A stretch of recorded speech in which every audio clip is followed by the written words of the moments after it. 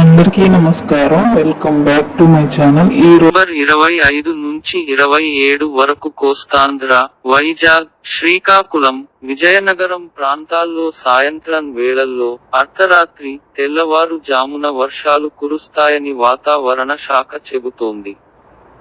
ఈ అల్పపీడన ప్రభావంతో ముఖ్యంగా రాయలసీమ ప్రాంతాల్లో అత్యధిక వర్షపాతం నమోదు అయ్యే అవకాశం ఉందని ఐఎండీ హెచ్చరిస్తోంది.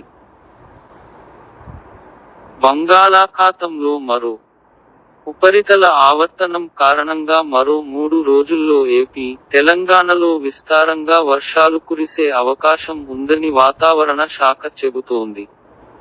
తెలంగాణ, ఏపీలోని రాయలసీమ, కోస్తా ఆంధ్ర ప్రాంతాల్లో భారీ వర్షాలు ఉంటాయని తెలిపింది. వైజాగ్, శ్రీకాకుళం, విజయనగరం ప్రాంతాల్లో కూడా వర్షాలు పడతాయని వాతావరణ శాఖ అంచనా వేస్తోంది. నచ్చితే లైక్ చేసి మన ఛానల్ అయితే ఫాలో అవ్వండి. Thank you.